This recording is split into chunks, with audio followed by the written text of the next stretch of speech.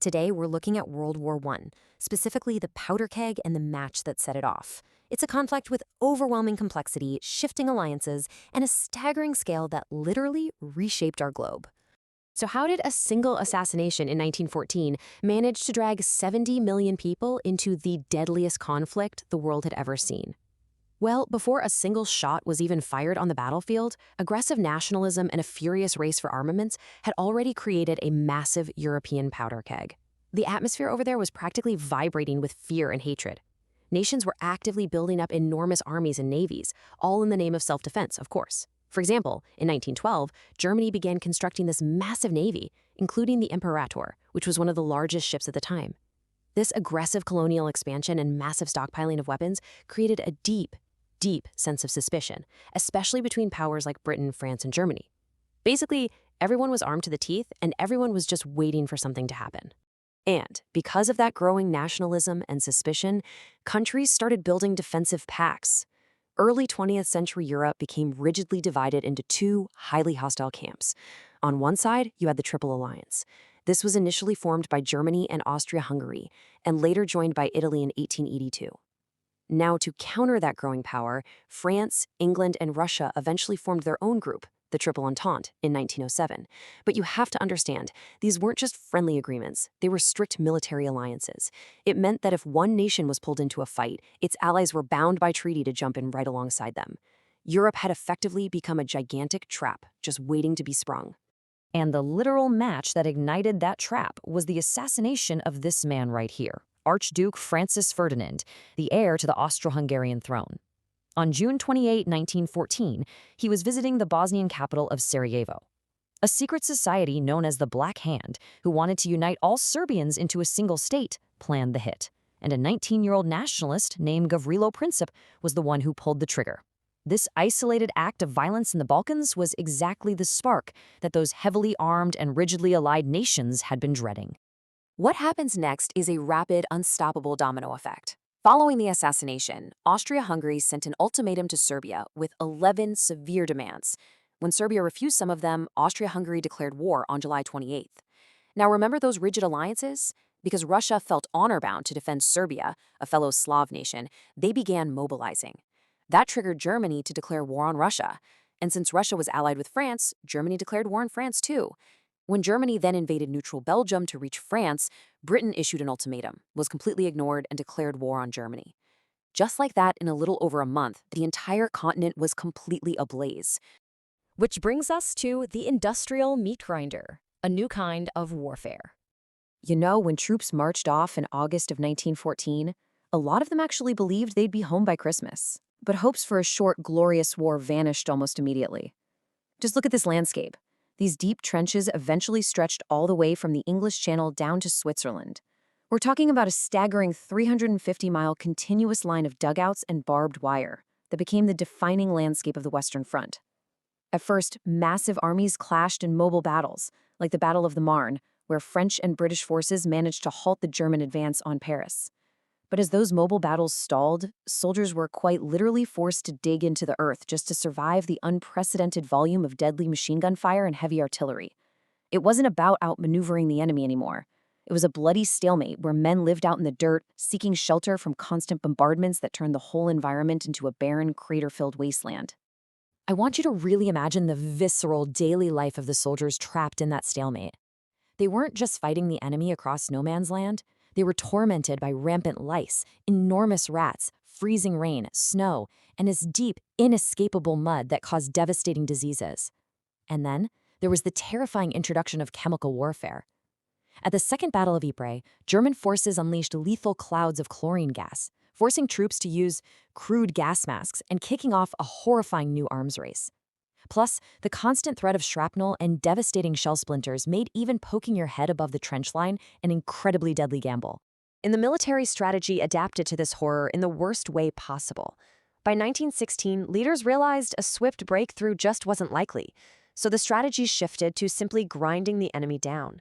German General Erich von Falkenhayn famously stated his intent to bleed France white.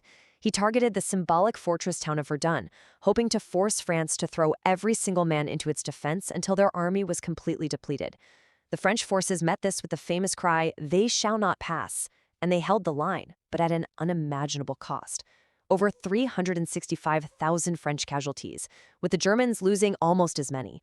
It was a pure war of attrition, a literal mincing machine, where success was measured merely by who could absorb the most death. Next up, we have a truly global conflict. It is absolutely crucial to remember this war wasn't just fought in French trenches. It rapidly engulfed oceans, colonies, and distant empires across the globe, dragging in troops from India, Australia, and Africa. Take a look at this breakdown. While the Western Front was deadlocked, the Eastern Front was seeing immense mobile battles between Russia and the Central Powers. Down on the Italian front, you had grueling Alpine combat against Austria-Hungary. Over in the Middle East and the Caucasus, British, Russian, and Arab forces were fighting the Ottoman Empire. And that doesn't even cover the Pacific, where Japan seized German naval bases, or Africa, where German forces waged a highly successful guerrilla war against the Allies. The whole world was pulled into this fray.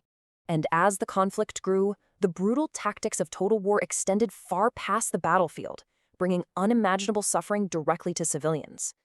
The sheer scale of the war seemed to normalize extreme measures. The sources report the Ottoman Empire's systematic deportation and murder of over 1 million ethnic Armenians, an event the Allies condemned as a crime against humanity. In Western Europe, German troops committed massacres against Belgian civilians during their initial invasion. Out at sea, Britain enforced a suffocating naval blockade specifically designed to starve the German economy. And in retaliation, Germany launched devastating submarine warfare, using their U-boats to torpedo merchant and passenger ships without warning. The line between soldier and civilian was completely erased. Let's look at the turning tides of 1917. After 3 brutal years, the major powers were fracturing under immense pressure, and step by step, Germany's desperate gambles pushed a neutral United States right into the fight.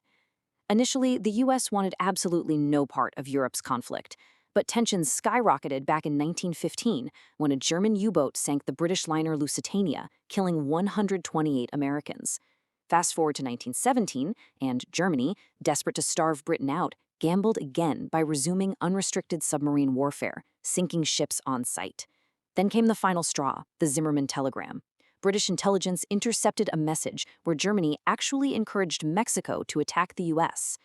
Outraged by this, President Woodrow Wilson and the U.S. Congress declared war on Germany in April of 1917. This brought vast industrial might and millions of fresh soldiers to the weary Allied lines. But look at the dramatic timing here. Just as America was getting ready to fight, the Russian Empire completely collapsed. Exhausted by millions of casualties, Russia fell into a revolution that brought Lenin's Bolshevik Party to power. They swiftly signed a peace treaty with Germany, abandoning vast territories and exiting the war entirely. This actually allowed Germany to transfer 500,000 troops to the west for one massive final offensive. But they were ultimately stopped, largely because by 1918, nearly 1 million fresh American soldiers had arrived in France to reinforce those crumbling Allied lines. Which brings us to our final section, a fractured peace. After enduring that final failed German offensive in 1918, the Central Powers completely collapsed. Facing starvation and military ruin, an armistice was finally signed, halting the fighting at the 11th hour of the 11th day of the 11th month in 1918. But I really need you to let this number sink in. 9.5 million. 9.5 million soldiers lost their lives.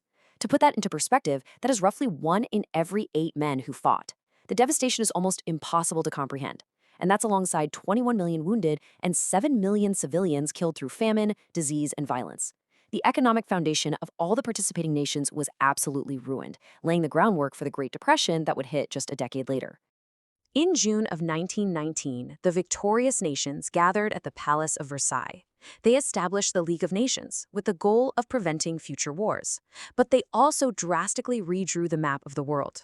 3 massive ruling dynasties, the Romanovs in Russia, the Hohenzollerns in Germany, and the Habsburgs in Austria-Hungary, were just gone.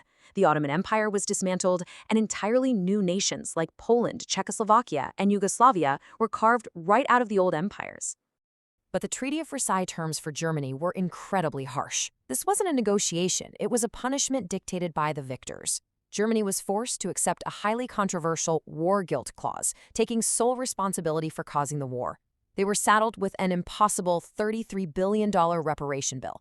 Their proud army and navy were heavily restricted, with submarines and an air force banned completely. They were forced to surrender key territory in Europe and lost all their overseas colonies. It was a treaty essentially designed to keep Germany permanently weakened, and it created a lasting, bitter resentment. So I want to leave you with this final thought. As old empires vanished and new nations were hastily drawn, did this fractured peace guarantee that the world would soon be at war again? We've seen how aggressive nationalism and rigid alliances lit the match in 1914, but looking at the brutal economic ruin, the redrawn borders, and the deep humiliation inflicted at Versailles, it forces us to ask, did the architects of peace inadvertently lay the groundwork for a conflict that would be even more catastrophic just 2 decades later? Thanks for joining me on this explainer. Keep questioning the history we think we know.